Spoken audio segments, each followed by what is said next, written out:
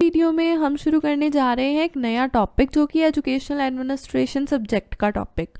ठीक है, ये टॉपिक है यूनिटी ऑफ कमांड। ऑलरेडी बहुत सारे टॉपिक्स हम कवर कर चुके हैं एजुकेशनल एडमिनिस्ट्रेशन के। आप जाकर के इसकी प्लेलिस्ट चेक कर सकते हो, एजुकेशनल एडमिनिस्ट्रेशन के नाम से ही प्लेलिस्ट आपको मिल जाएगी। और भी अगर आपको टॉपिक्स बीएड से रिलेटेड देखने हैं अलग अलग सब्जेक्ट्स के, जैसे कि साइकोलॉजी हो गया या फिर लर्निंग टीचिंग वाला सब्जेक्ट हो गया, लैंग्वेज अक्रॉस करिकुलम हो गया, तो सारे सब्जेक्ट्स के धीरे धीरे नोट्स तो इस चैनल पे आपको मिल ही जाएंगे। आप जाकर के प्लेलिस्ट भी देख सकते हैं, काफ़ी सारी वीडियोस अपलोड ऑलरेडी हो चुकी हैं। बाकी अब इस टॉपिक के बारे में हम बात करते हैं, यूनिटी ऑफ कमांड। आज की वीडियो में हम इसके कंसेप्ट के बारे में जानेंगे कि एक्चुअली इसका मीनिंग होता क्या है। ठीक है, तो सबसे पहले देखते हैं कि all employees and staff of any organisation और management institution should have clear cut knowledge of their work and related responsibilities. कोई भी एम्प्लॉय हो या फिर कोई भी ऑर्गेनाइजेशन का मेंबर हो, स्टाफ हो, या फिर कोई भी मैनेजमेंट इंस्टीट्यूशन का स्टाफ या एम्प्लॉय हो, उनको क्या होना चाहिए? उनको अपने काम की क्लियर कट नॉलेज होनी चाहिए। उनको अपना काम पता होना चाहिए, अपने काम के बारे में उनको जानकारी होनी चाहिए, और जो भी रिस्पॉन्सिबिलिटीज़ उनके काम से रिलेटेड हैं उनके बारे में भी उनको अच्छे से नॉलेज होनी चाहिए। And above all how to accomplish their allotted work in best possible way so that best could be delivered by them। और इन एम्प्लॉयज़ को, इन स्टाफ मेंबर्स को पता होना चाहिए कि जो भी काम उनको दिया गया है वो काम उनको किस तरीके से बेस्ट पॉसिबल वे में ख़त्म करना है, ताकि वो बहुत ही अच्छा प्रदर्शन दे सकें, अपनी तरफ से बेस्ट दे सकें। ठीक है, फिर है कि an employee of an organisation should right from the day first of his joining institution और organisation should understand his nature of job as well as his total responsibilities related to the job.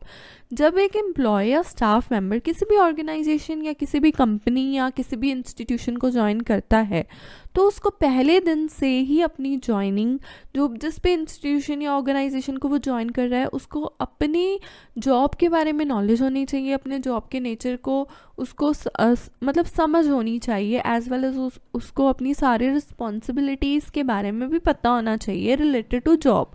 An employee apart from his routine work has to do additional work also whenever it is allotted by a senior।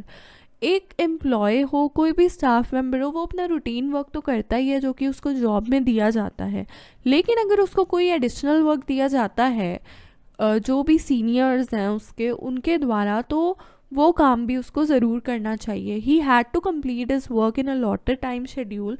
उसको अपना काम, जितना time उसको दिया गया है काम करने के लिए, उस टाइम में उसको कंप्लीट करना चाहिए। It is again possibility that an employee is unable to finish the work as he may have more than one bosses। ऐसा बहुत बार हो जाता है कि कई बार एक एम्प्लॉय या कोई भी स्टाफ मेंबर जो है वो काम कंप्लीट ही नहीं कर पाता है, क्योंकि उसको एक से ज़्यादा बॉसेस से ऑर्डर मिला होता है।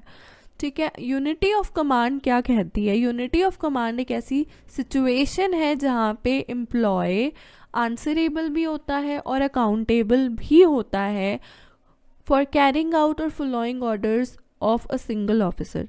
एक सिंगल ऑफिसर या सिंगल बॉस के द्वारा जब एक एम्प्लॉय को कोई भी रिस्पॉन्सिबिलिटी या काम दिया जाता है, तो एक एम्प्लॉय उस काम के लिए, उस रिस्पॉन्सिबिलिटी के लिए रिस्पॉन्सिबल भी होता है, आंसरेबल भी होता है कि और मतलब उसने जो काम किया है वो काम क्यों किया है, या अगर गलत हो गया है तो क्यों गलत हुआ है। हर चीज़ के लिए एक एम्प्लॉय हो गया या फिर एक कोई भी स्टाफ मेंबर हो गया, वो एक ही बॉस को आंसरेबल होगा। ये यूनिटी ऑफ कमांड कहती है। ठीक है, या फिर अकाउंटेबल भी होगा। अकाउंटेबल मीन्स कि एक जो एम्प्लॉय है या फिर कोई भी स्टाफ मेंबर है, वो क्या होगा? वो अकाउंटेबल होगा, मींस कि वो रिस्पॉन्सिबल होगा। अगर मान लीजिए उससे कोई गलती हो जाती है तो उसको भुगतान करना पड़ेगा, क्योंकि वो उस चीज़ के लिए रिस्पॉन्सिबल है, तो वो अकाउंटेबल भी होगा। उसको ध्यान रखना है कि जो भी काम उसको उसके बॉस के द्वारा दिया गया है, एक सिंगल बॉस के द्वारा दिया गया है, वो काम उसको अपनी पूरी ईमानदारी से ख़त्म करना है, टाइम पे ख़त्म करना है। नहीं करेगा तो आंसरेबल भी होगा, गलत काम करेगा तो अकाउंटेबल भी होगा। तो एक employee in quite opposite situation remains double minded. अगर उसके सामने ना कोई अपोजिट सिचुएशन आ जाए, मीन्स उसको ऑर्डर्स जो हैं वो एक बॉस नहीं, सिंगल बॉस नहीं, 2 बॉसेस दे रहे हैं, तो क्या होता है कि एक एम्प्लॉय क्या करता है, डबल माइंडेड हो जाता है। उसका दिमाग 2 जगह घूमने लगता है, क्योंकि उसे समझ में नहीं आता है कि मैं इस बॉस की बात मानूं या दूसरे बॉस की बात मानूं, या उस बॉस का पहले काम ख़त्म करूं या दूसरे बॉस का पहले काम ख़त्म करूं। और वो कंफ्यूज्ड भी रहता है, so as to home to follow in priority, कि किसको वो प्रायोरिटी में रखे। Hence he is unable to do his work judicially and naturally, और वो काम ईमानदारी के साथ, अपनी पूरी लगन के साथ और नेचुरली नहीं कर पाता है। तो यूनिटी ऑफ कमांड सीधी सी बात है, ये बता रहा है कि एक सिंगल बॉस को ही एक एम्प्लॉय को फॉलो करना चाहिए, क्योंकि अगर वो एक बॉस से ज़्यादा 2 बॉसेस को या 2 बॉसेस के ऑर्डर्स को फॉलो करता है तो वो डबल माइंडेड हो जाता है, वो कंफ्यूज हो जाता है।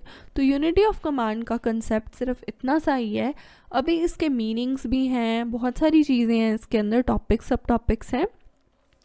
सो अगर आपको वीडियो अच्छी लगी तो वीडियो को लाइक करना, शेयर करना ना भूलिएगा, चैनल को सब्सक्राइब करना ना भूलिएगा, बेल नोटिफिकेशन दबाना ना भूलिएगा, ताकि जो भी वीडियोस अभी यूनिटी ऑफ कमांड या फिर बाकी सारे टॉपिक से रिलेटेड आएंगी तो उसके बेल नोटिफिकेशंस दबाएंगे तो आपको आने वाले वीडियोस की नोटिफिकेशन मिल पाएंगे।